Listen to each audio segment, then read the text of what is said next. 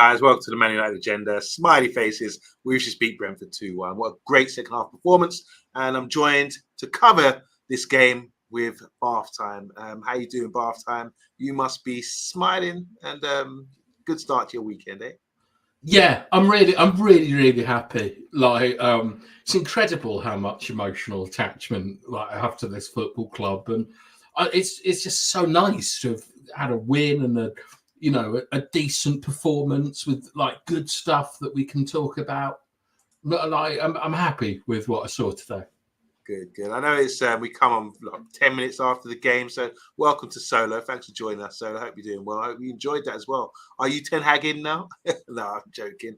Big up to Matty Bassett. How you doing, Matty? You must be pleased as well. Big up to Munzi. How you doing, Munzi? Second half was more like it. Yeah, damn right. Big up the lads. Big up to you as well. Go and follow Munzi Talks. You're still doing your thing. We like it. Proper Man United fan as well. And let me know what your thoughts are on the game. All right, 2-1 away at Brentford. At home to Brentford. And we're going to go into what we can, all the details as much there are a few talking points, a few important ones. First of all, let's look at the starting lineup. We didn't know what to do was going to happen at left back, did we? Really? But a lot of people did say Martinez might play there. You were a bit concerned about that, but was that the right way to go with the personnel available to us?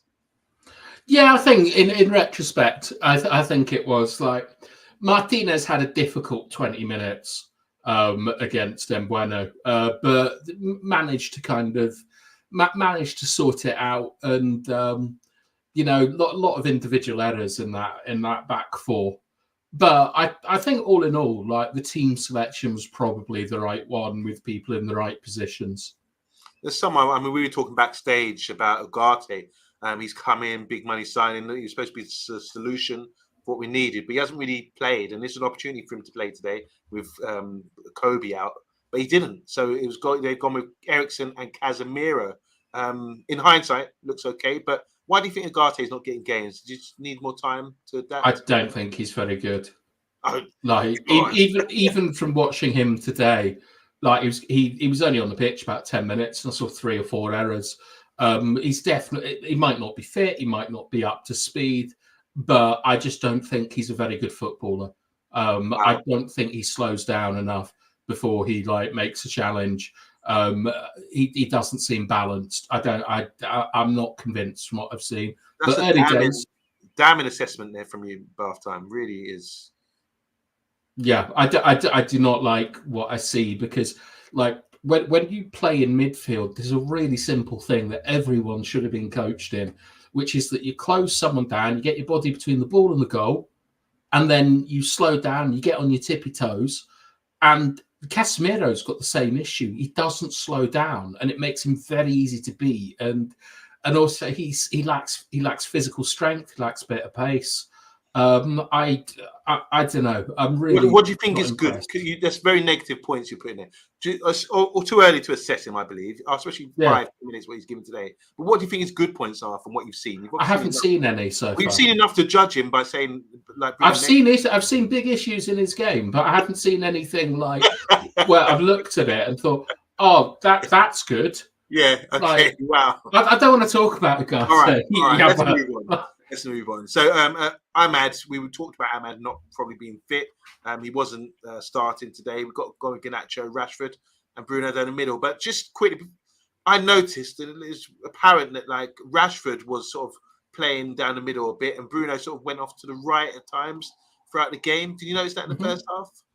Yeah, this is something that Ten Hag did. I think it was after the World Cup. So do you remember that World Cup was on in December or whatever? Yes. We used to see Bruno go into the right wing a lot to try and give, because he would naturally drift inside, to kind of give much more stability. And then you'd see Delo going on those suicide runs, which I think are a little bit ridiculous, but nearly got us 2 goals. But yeah, I think essentially today we were very concerned about getting an overload in the centre of the pitch. And in the first half, we were sort of 3v3. Bruno was dropping deeper, and I thought he was doing well in the first half, because he was the guy that was getting us out of the build-up Like they weren't really pressing us very hard.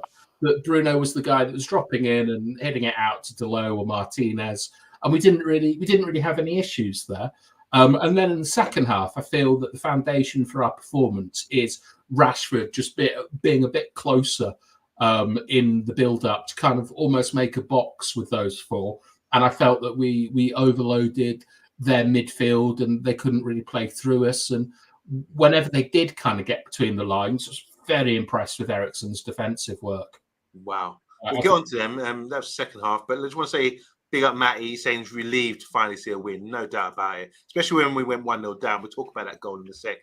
Big up to Darren Tubbs. How you doing, Darren? Nice to see you. He's a Liverpool fan. Said, yes, Manchester, fantastic win today. Thank you so much.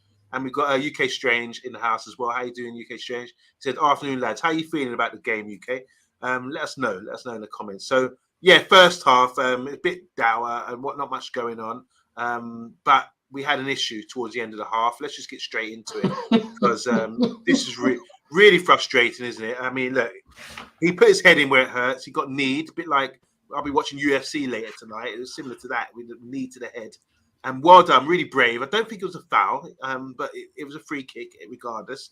And he got, he drew blood, first blood. He drew first blood, as they say. Yeah, it was his own, though. It was his own, Yabba. Like, yes. When you draw first blood, it's normally the enemies. Yeah, well, certainly. But it looked pretty bad, and the blood was streaming. My issue with this, and I'm sure you're going to agree with me, Spa time, is that the medical staff should have dealt with it from the start, not put them back on so the blood will flow again. So when I say first blood, it was my point is it was the first blood was drawn. Yeah, they went and stitched it up or done whatever they did.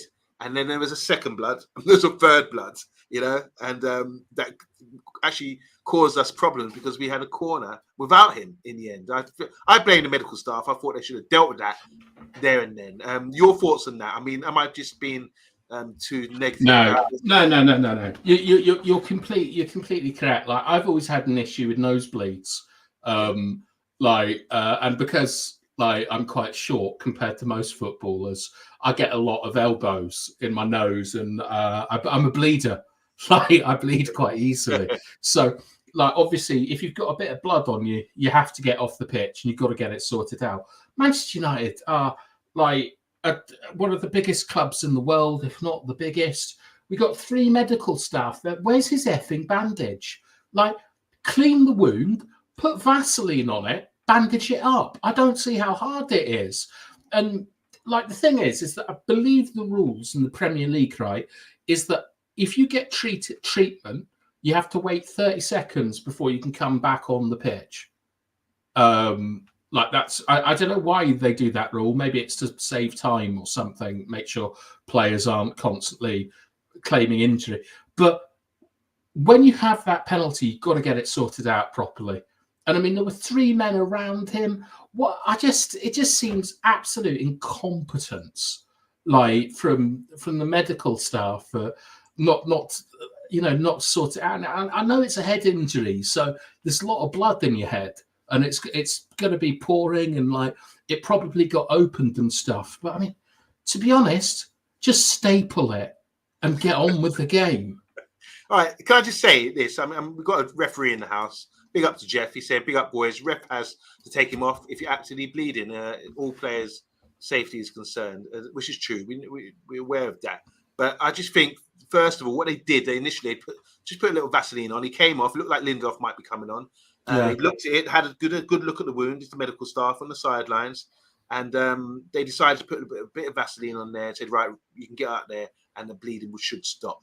Now, if they can see the blood flow, they're right up to it. They should have done something more than that, and maybe even put a bandage, which they did. They put some sort of some bandage or something, like a plaster or something on his head, but that wasn't never going to stay on. So I felt, my point is, they should have dealt with it from the start rather than what it led to, where half measures.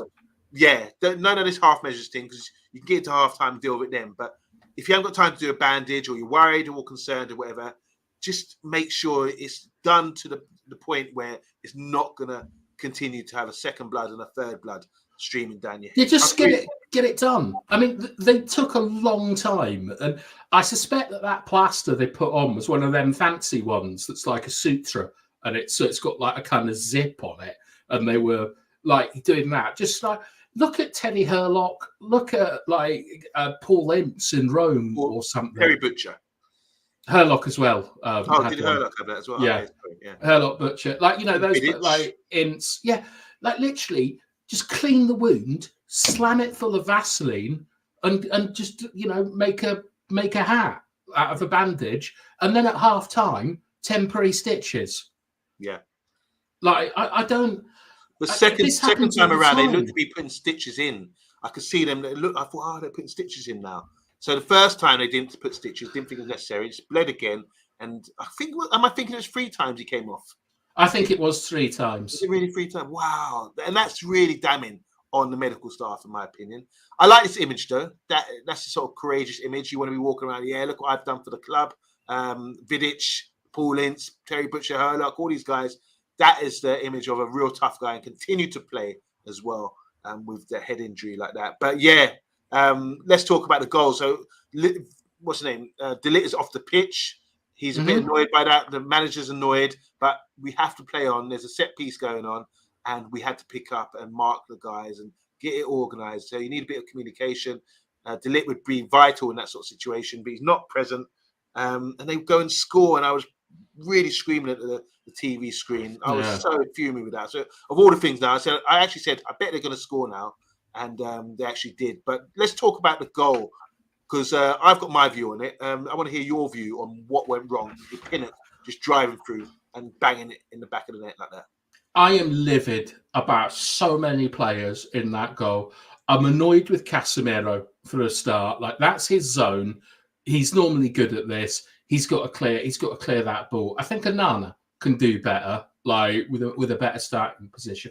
But Rasmus Højlund and Delot getting spun around by just a basic crossover run is ridiculous. And then Martinez looks like an absolute clown jump in to try and head that ball. I don't care that I don't care De Ligt is off the pitch, because it's not like he's got magic powers that is going to sort of organise everyone. Like 4 or 5 of them made basic defensive mistakes. And I thought, right, because you're saying like, oh, I bet they're going to score. I remember thinking, right, they are going to be super switched on now, surely. They know they're a man down. They know there's 2 minutes to go or whatever it was. They're going to be on it here. And then Højlund and Rasmus like holding hands, running into each other, Pinnock running off, Casemiro, man. I look at that and I like weeks of frustration came out, and I said a lot of very naughty words at the television.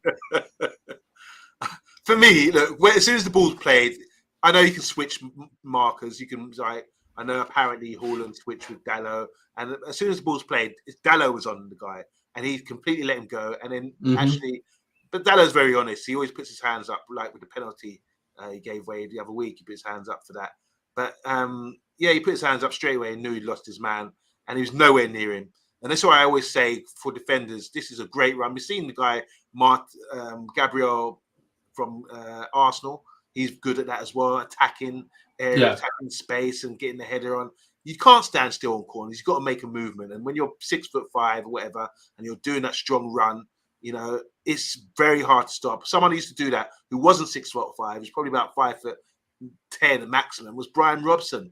And once he went, you couldn't stop him. He would on corners. If he's driving for the header, you couldn't stop that guy. And it always works. You have to keep moving on corners. So fair play to Pinnock, but they took advantage of our guy De Ligt being off the pitch. And it's a good ball as well. Like that's always the most important thing, is the quality that they put in. But we should know this, but because it's Brentford, you know that they're going to put quality in the box, and they're all going to be organised, and that they're going to be working on this. And it's just, I don't want to be too negative because I'm actually quite pleased, but I'm making myself get angry where we've got this farce going on the sideline with a player that we can't treat correctly, that has been off 3 or 4 times. Like, he might as well have gone on the NHS with their waiting times and been back. Like, brilliant. And being back. And then we've got all these players making basic errors from a corner, and you know what's coming. Yeah. It's just...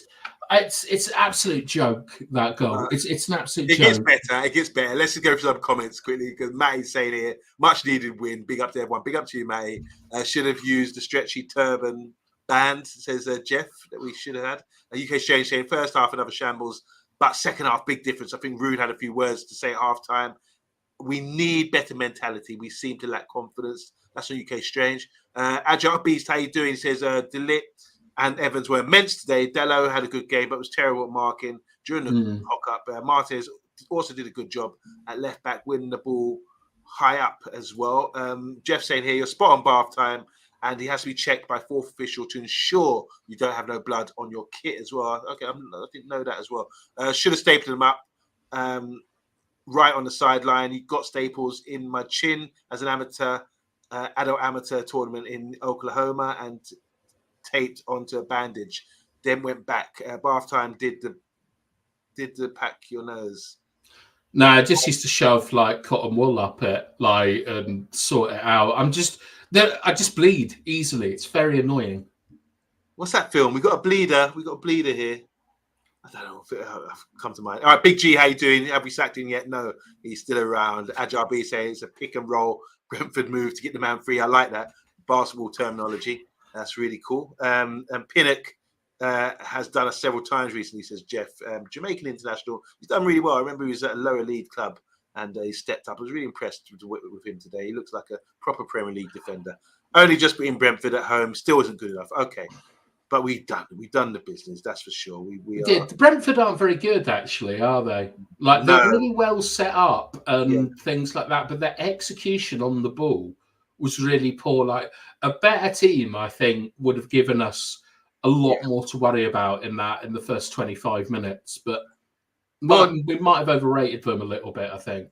Well, they're maximising what they've got. I think when you look at their players and what they were able to do or in the league to be sustainable, you think, wow, they're doing really well. But clearly, we are better than them in every department. It's just that, not in throw-ins. Yeah, definitely not in throw-ins. They really proved God, I wish we'd get a long thrower in our team. I love them so much. All right, so we're up to 10th. Jeff saying they were missing Ivan Toney. 10th? Yeah. We got above Brentford now. We're on 10 points or 11 points now as well. All right, guys. So Brentford always start fast. And unfortunately for us, we won the toss in the first half and we kicked off instead. What's so weird, right? And this really drives me up the wall, is that we always seem to attack the Stretford end in the first half, and it really pisses me off. Like, we should be... I don't know why teams do that, because we seem to be the only club where they just do... I don't know if it's because of where the away fans are or something. Right. But the thing is, with Brentford always scoring early, we hit them back, we clapped them back, and in the second half, we scored early. Just when you think, oh no, here we go, it's going to be one of them games, we come out firing, and there's a comment there about what was said at half time, but the boys definitely had a game plan, and definitely had the right attitude, and we scored with a fantastic goal. What was it, 46th minute or something like that? This boy, Garnacho, wow, what a great move that was. Do you want to talk us through it after? Yeah, I was tremendously annoyed in the first half at United's attacking play because, like, as we know, some people don't like it, but it is just a fact of football that the half spaces and zone 14 are where you make most of the chances from. In the first half, we constantly had Garnacho isolated on the edge of the penalty box, and it's really easy to defend. Like, they've got so many men in there. Like, really, it was just like a lottery if the keeper's going to let it in at the near post. Second half, Rashford picks it up in the half space and hits a beauty of a cross, and that was just so much better. You score goals by occupying those half space areas. Like that's where you get it. And Garnacho, I mean, he drove me mad today, to be honest. I'm not sure what to make of his performance because I feel Yaba, he needs to get a comfort finish. Like when he gets the ball, I don't think he has a clue what he's doing. And you look at someone like, all right, unfair to compare him to this, but you look at someone like Thierry Henry. Henry always had a finish that he was going to try and do. Mbappe has that near post finish. Cavani had the near post finish. Garnacho, we see wonder goals from him. Like, I mean, today maybe not a wonder goal, but it's a great volley. Like, properly smashed it. And obviously that goal against Everton. But I think he's really got to work on when to take a shot and what type of shot he's taking, because he spunked like 10 shots in the first half, didn't really get a ball in. I was really frustrated with him. And then he goes and scores a goal, but he's got to start being more consistent with the actions that he's producing. Well, one thing that's a negative. One thing and a positive, I think you can rely on him to score, hit the ball cleanly with a volley like that. I remember the overhead, and that volley was beautiful. He could have taken it down or something, but he decided to get it onto his right foot and boom, in the back of the net. Really good goal, really pleasing on the eye as well. And it's good. That's Rashford's first assist this season. And you can see by the image here, Garnacho is delighted. It feels good, doesn't it, to come back in the game? And what a great start to the second half. And, you know, that gave us a lot of momentum to sort of kick on. And from then I felt, yeah, we can win this now, you know, because Brentford really didn't offer much. So that was a great, great goal from Garnacho. Fair play to him. Big up all the way from Denmark. It's Emma, she's saying, seems like it's a thing with our team. Simple goals are just not happening. Sure. We're talking I think Emma's kind of hit on it, because I feel, right, that what we're trying to do, and I think it's very silly, is that we're trying to score tap-in goals by getting a winger sort of just on the edge of the box. He's going to like either go inside and sort of shoot, or he's going to get to the byline and cut it back. And it doesn't work for us because it's too erratic. And I think it's the fact that we got our goals from like half spaces it just shows so much. Like that little just round the corner from Bruno, he's occupying the zone. Rashford, he comes in, he's got the time and space to hit that cross in. Everyone's queuing up. Like, I wish this team would get it together more often, because there's some good players there.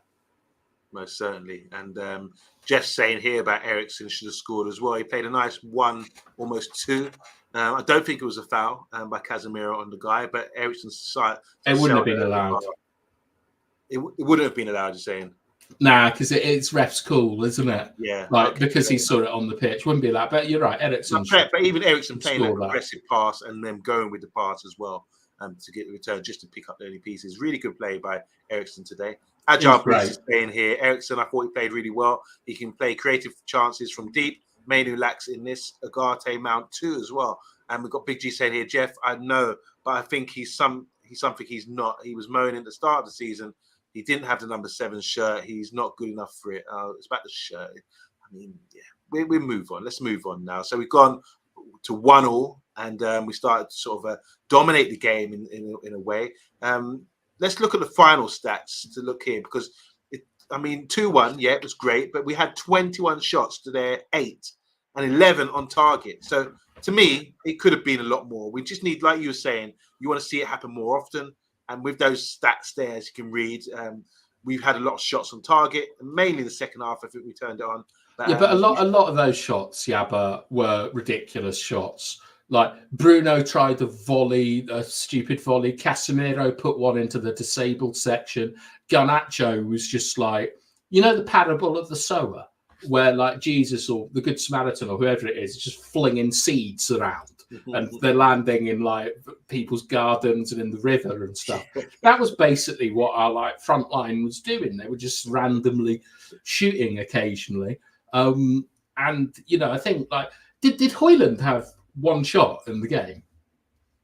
Let's think about it. So he obviously scored the goal, but I can't recall. No, to be honest, I can't recall him having many chances. I think he had a deflected shot with his right foot in the first half, but no. Yeah, he did. He had a curler, didn't he, where he fouled the guy, said sorry, caught the ball, and then he had two. Look, we want our strikers to be getting more chances, but I really like Højlund's goal, and it reminded me a lot of Tony Martial, that finish. It was class, wasn't it? He's done this before. I remember he'd done this last season. In Champions League, innit? Yeah, that's right. That's right. You remember, yeah. So what a lovely move that was. I mean, look, it's Martinez, I think, picked up the ball deep in their half, played it into Bruno maybe, and it's Bruno. No, who played the ball into Bruno? Because Bruno was Ericsson. So yeah, and Bruno just knocked it around the corner into the strides of Højlund, who got in front of Van der Berg, and a great finish. In that sort of situation, you have to think: do I go on those legs? Do I try and hit it, blast at the keeper? Because the keeper closes down the angle really fast. But he's very adept at having a little chip. Well, that's his comfort finish, I think. Like with Højlund, a lot of time, I get annoyed with him because he does something that I hate myself for doing as well, which is about just making good contact with the ball. And over the years, sort of like talking to strikers and things, that's not really how you score goals, by just making a good contact and putting it. Like, you've got to do other things. And so when Højlund got in that position, first of all, I was really pleased that he stayed onside, because like a lot of players get offside there, but he stayed onside, and then that's the kind of finish that we need from Garnacho, like just a regular, reliable finish that they're comfortable with in that position. Because normally Højlund would just, like, who was it against where he just, is it Porto? He just blasted it and the keeper should have saved it. It went in. That's a proper finish, and that's good striking play. And I really hope that he can build on today, because Højlund showed big improvements in the part of his game that we all whinge about the most, which is his hold-up play. He got eaten alive, but then he dropped deeper. He was playing more of a false nine, and he was just turning. He was turning often, and it really encouraging stuff from Højlund.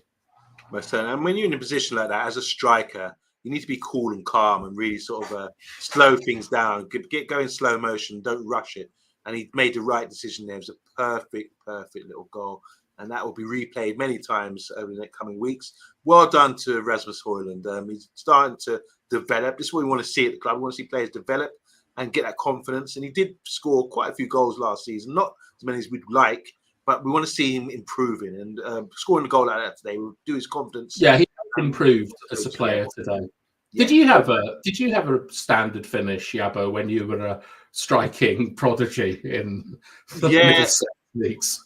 I used to score like a lot of like Thierry Henry, cutting in and just slotting it past the keeper, just play it past in the corners. Because having played in goal, you realise how big the goal is, and if you just play it into the corners, you can't go wrong. But I used to what I learned really young when I was 10, 11 years old. I was playing strike, and I used to blast the ball, and I realised my shooting, because my feet are really odd shaped, so I can't shoot straight. So I can pass straight, but I can't shoot straight. So that's why I always tend to pass the ball in the back of the net rather than shooting. Because I've tried to lace it, it goes. I can't gauge where it's going to go. I really can't. I have to aim off target to get it on target, if you know what I mean. So I always try to pass into the net, and yes, that's my standard finish. What's with you? How's your shooting? How's your laces shooting? Well, I mean, I can hit a ball very hard, but normally that's the issue, is that when you strike a ball cleanly, it goes straight. And I've always been pretty poor in front of goal. So now what I do is I just dribble the keeper. Like I'm not a very good finisher. It's always been a big issue. Okay, Agile Beast is right here. He says scoring goals is about hitting low and hard in the corner most times.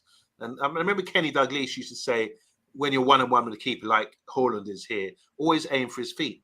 Always aim. Yeah, but a little bit off the ground. That's the best finishers that I've played with. Like they always, like when they hit the ball, they don't actually hit it that hard, but they always have it about 6 inches off the ground. And But when I get in the box, I never remember any of this. And But I'm not. You need a certain mindset to be a goal scorer, and I'm pleased that Højlund appears to have had it today. Yeah, most certainly. We as a fan base, I think we're pleased. We want to see this. We want to see our strikers scoring goals, but we want to see more chances. You asked the question earlier: how many chances had he had? I think Jeff's come back with 2 or 3. I just don't mainly from the press, though. Like our press was actually all right today. In the first 20 minutes, they absolutely did us on the press. Like they cut through us time and time again. And then I'm not quite sure, but we adapted somehow. I think Rasmus actually went a bit deeper and Bruno went more forward. But there was, I think what was pleasing to me today is that there were sort of on-field solutions to problems that we had in like the first half an hour. And we don't see that very often. But yeah, and then do you want to talk about the contrast between Rasmus and your boy Xerxes? Yeah, most certainly. So look, I like Xerxes. It's completely 2 different players. Before I do you want to say good coach? Jeff says here, good coach. I had made us hit the target at the bottom left and corners after 3 times each. We were allowed to shoot for the upper corners as well. So just our art of finishing. Yeah, so we've got a contrasting styles, isn't it? We've got Højlund, who's good playing with the ball ahead of him, running onto balls. And then you've got someone like Xerxes who can hold up the ball and link up the play really well. You want to combine the 2 to create a mold to one good player. What we're seeing now with Højlund starting to develop his hold-up play and link-up play, which will obviously give him an advantage going forward. Because when he came on the pitch there, and I'm gonna ask you to relay what you said to me backstage. So, when he came on the pitch there, Xerxes, I've seen a picture in midweek with him and his missus. His missus looks beautiful on the beach, sort of thing, looking all cool and everything. And he looks very laid back to his style of play, and he needs to have a bit more urgency. And this here, I don't know if you remember this. I do. Yeah, 80th minute. This is a chance to say, yeah, bang.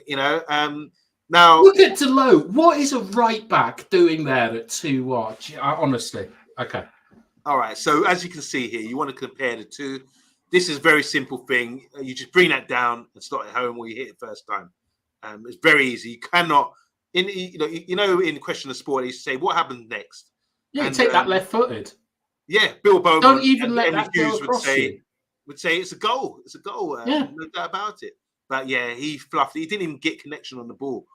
So you could excuse him, say he's just come on the pitch and maybe needed more time or whatever. But no, in that position, he really needs to bury that. Just slot it home.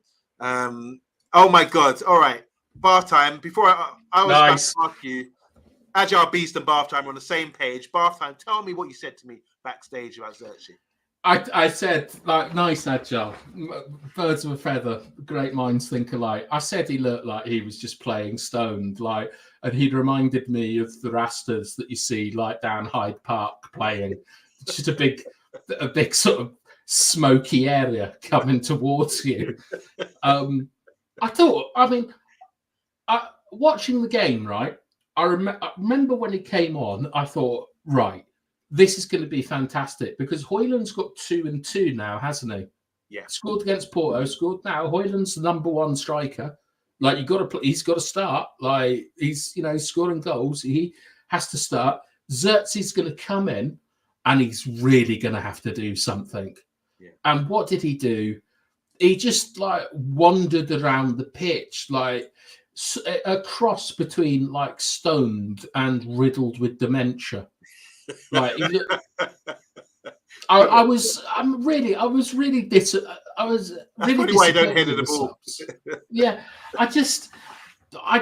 I'm worried about Xerxes because the thing that Rasmus, who I'm not completely sure is going to be a great striker for us in the long term, Rasmus has appetite.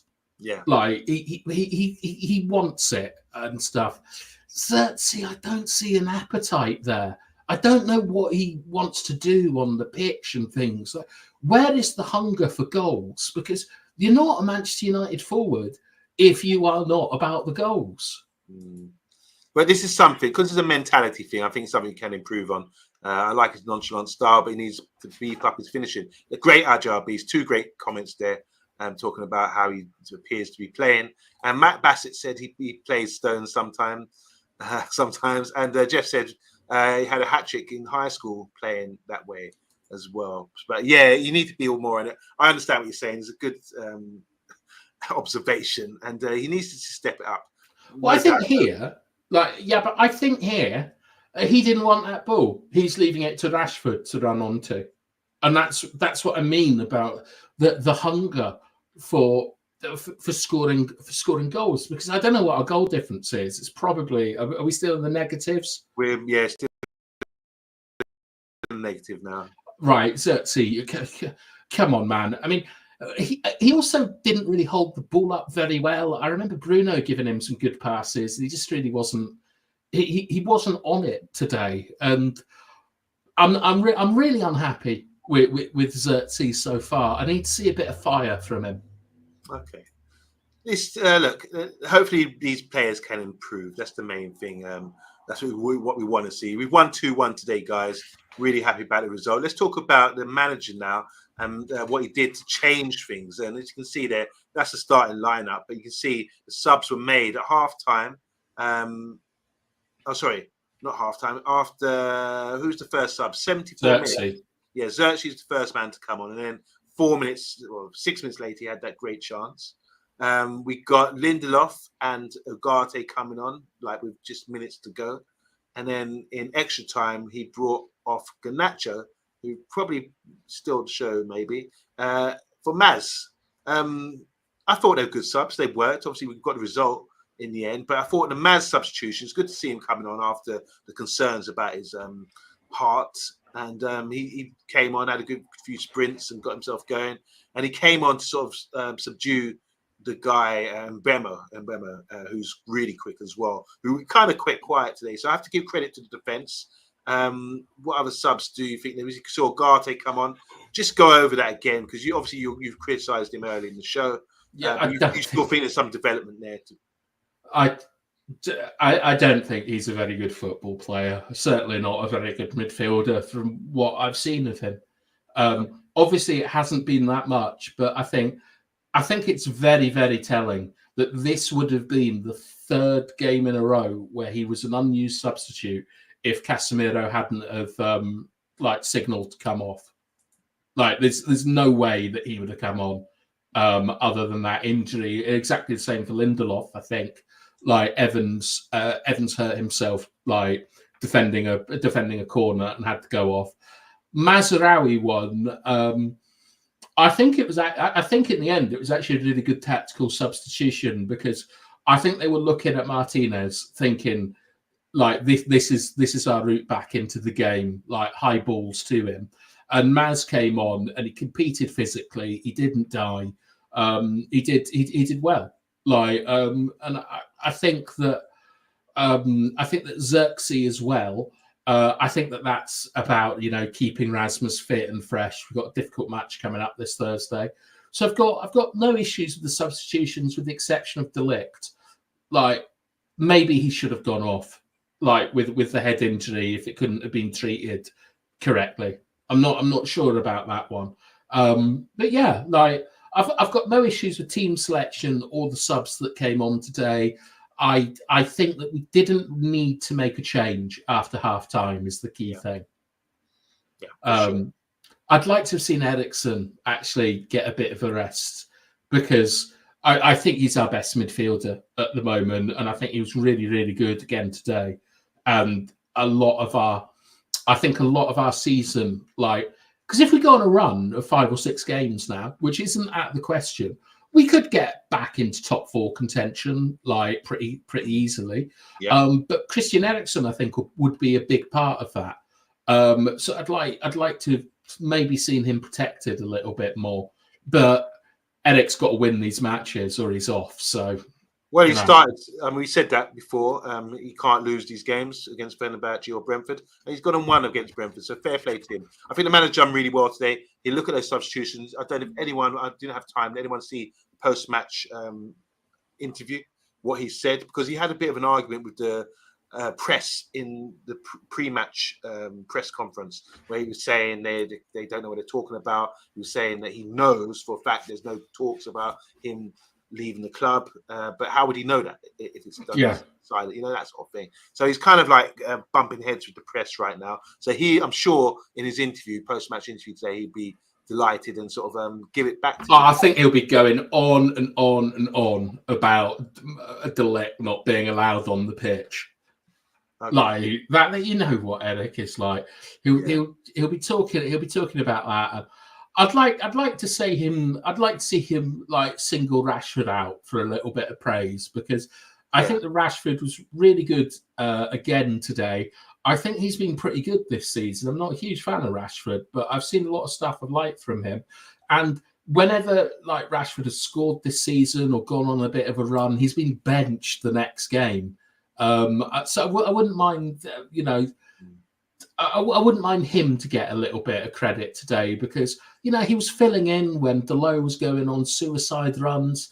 He held his position really well. He created a goal. He put the work in. Like, I don't think you can ask much more from Marcus Rashford today. Just talk to me about Casemiro, because he's someone who's been criticised a lot. I think against the Liverpool game, he got dragged at half time. How do you think he performed today? And obviously he's coming with Ugarte, in the club now. He's started today. Do you think Casemiro has done anything to sort of turn it around and prove that he's really a legit world-class player? I think the days of Casemiro being a world-class player are long gone and will not be revisited. But him, Eriksen, and Bruno were a pretty good midfield trio like 2 years ago.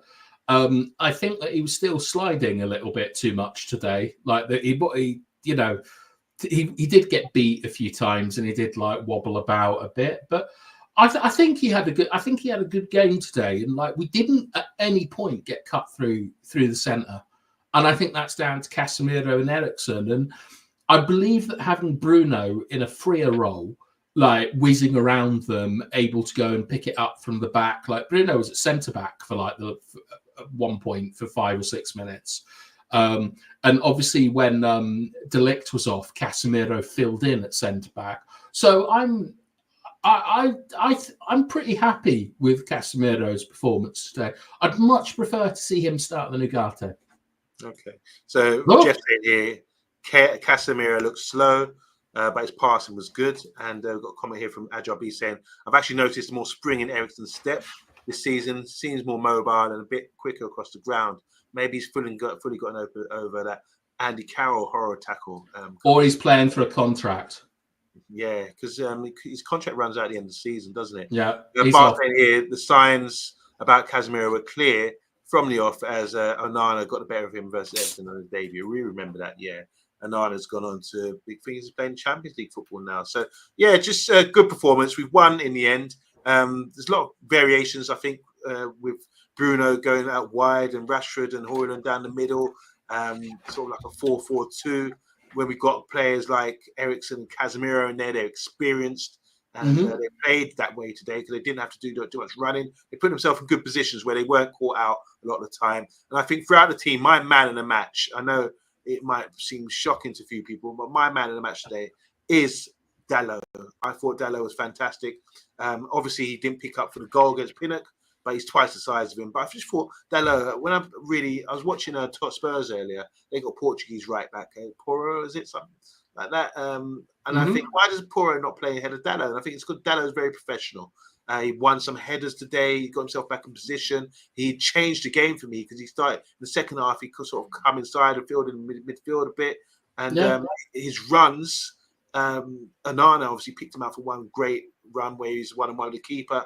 Dalot is fantastic. He's a model professional. We need more professionals like that around the club. So that's why he very nearly cost us a goal in the first 2 minutes, Yabba. Do you remember when he missed the tackle and then they put that ball in and Martinez was asleep and someone missed? Recall that, but that's the case. Well, in that case, I might withdraw my man of the match, but I just want to give him some credit. That's all. Anyone you want to talk about today? You spoke about Everton It's difficult because what I thought we saw today was a really well set up team from the manager, where he didn't really sort of like, no one was particularly isolated. I was extremely worried about Martinez in this match, but we played deep most of the time.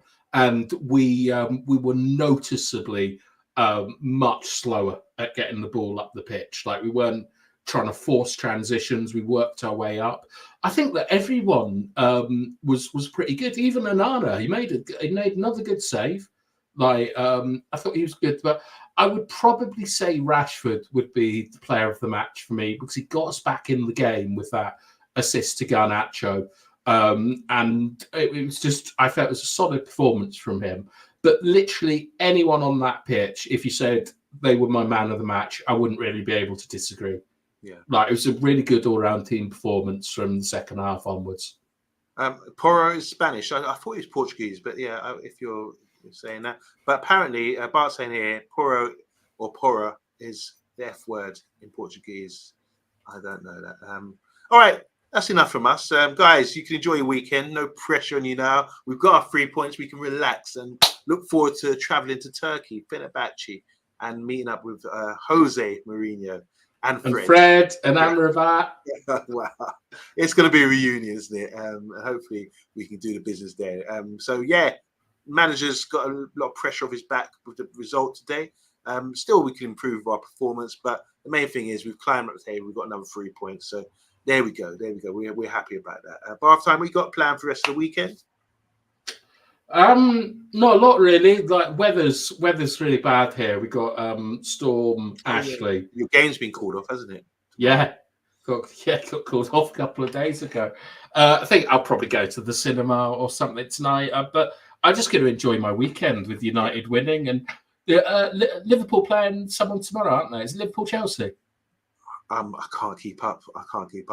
I think Liverpool Chelsea's on tomorrow, which that whatever happens, that's going to be a decent result for us. I think. Like, so we've got to hope for top 4 at the moment. Yeah, for sure. All right, a red card for Saliba. Oh dear. Oh, nice. Yeah. Oh, Kudos, by the way, is out against us because of his madness today. Oh wow, that was crazy, wasn't it? Twice he went for the face. Punched 3 players. Wicked. Like, you don't see that anymore. I mean, you got to be smarter than that. Even if you see red certain times. There's been 5 red cards already today. Wow, that's crazy. I mean, what is it when you know, like, at this highest level, Bath time, you don't let people wind you up and get you sent off like that. The fans would be disappointed. The manager's probably going to fine you for that, just for that bit of, you see red for a split second. Emotional stability. Smarter. Yeah. Like, I just think, like we were talking about Pogba the other day. I just think that the generation of footballers that we're producing, like Rashford, Bruno, for example, they've all got it in them. They're not able to sort of control their emotions like men and things. And I mean, me and Mr. B, I think, were pretty wild as teenagers on the football pitch, and I'm sure that you had your moments as well. But that's got to be out of your game by about 20.